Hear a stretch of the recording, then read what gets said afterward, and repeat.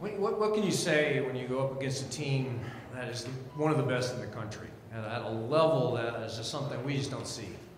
You know, at a small college like North Greenville, we don't get a chance to play teams that are that good all the time, that are that fast and that athletic. I mean, I don't have players from all over the world. I can't pick and choose who I can get, but we find a way to compete.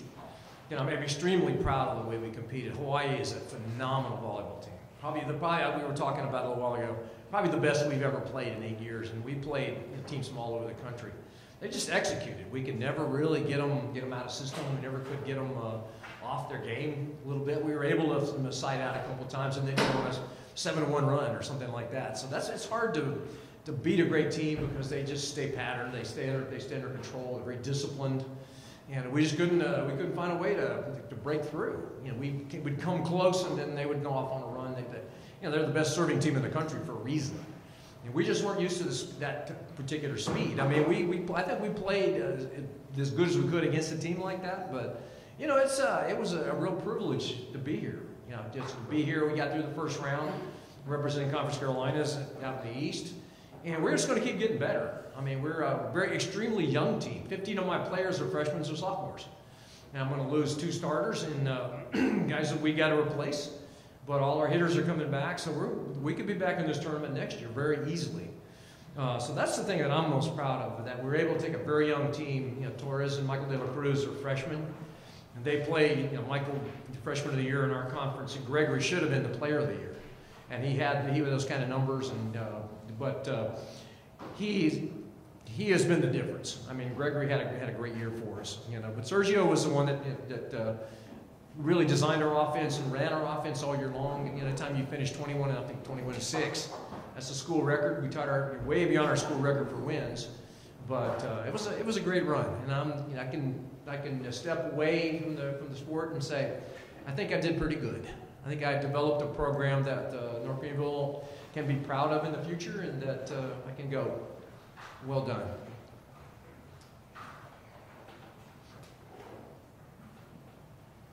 Coach Sergio Van here from Off the Block. First, talking about the match itself, how beneficial do you think this match is going to be for some of your freshmen down the line, being able to go up against the top players in the country and see what they have to do to kind of get to that next level?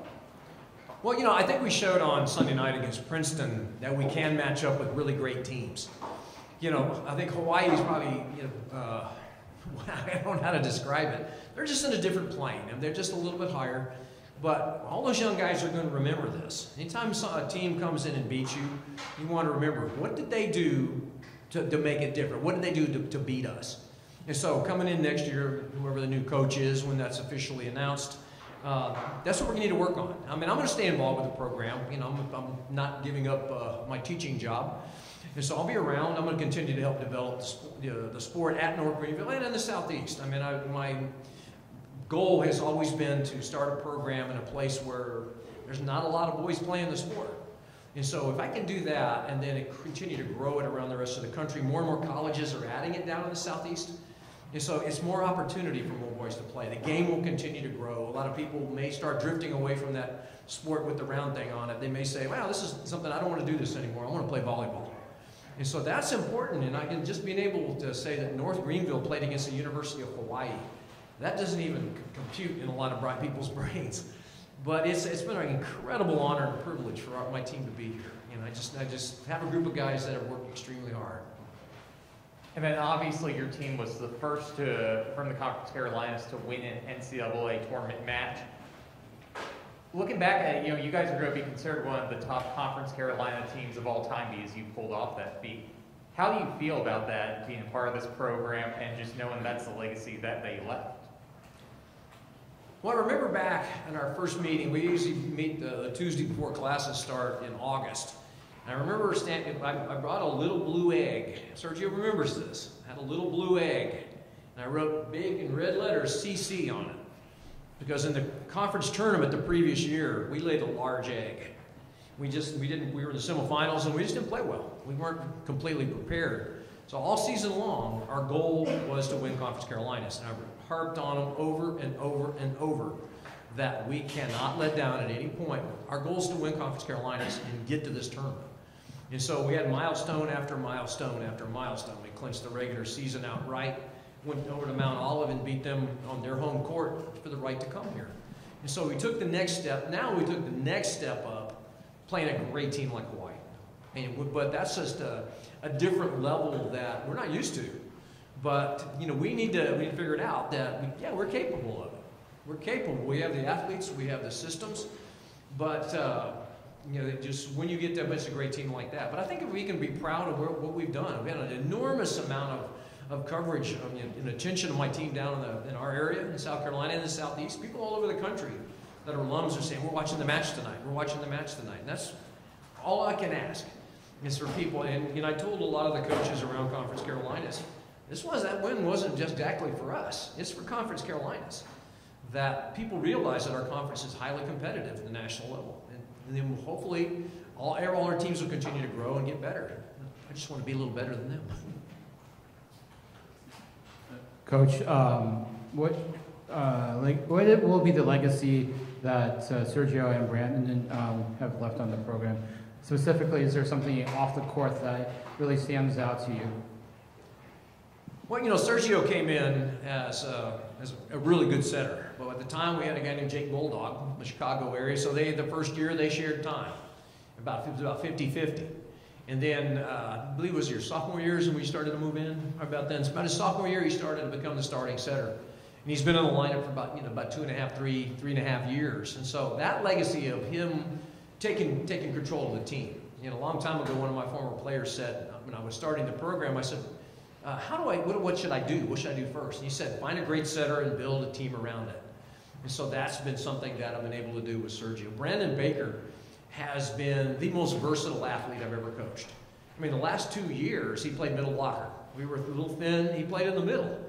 But we were pretty good in the middle this year, with Michael and Emmanuel.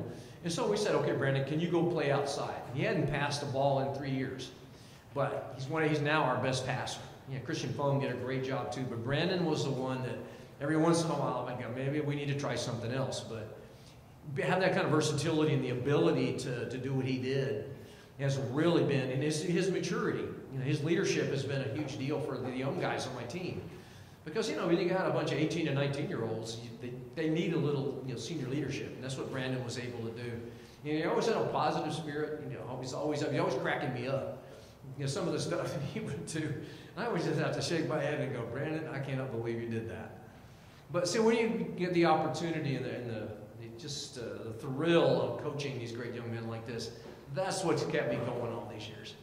I'll miss the bus rides, and I'll miss the endless practices, and all the things that we do to make volleyball fun. But it's been that's the legacy I get from those guys, is the fact that they've taught the new freshmen, they've taught the underclassmen, another group comes in. We just keep finding ways to get better and better.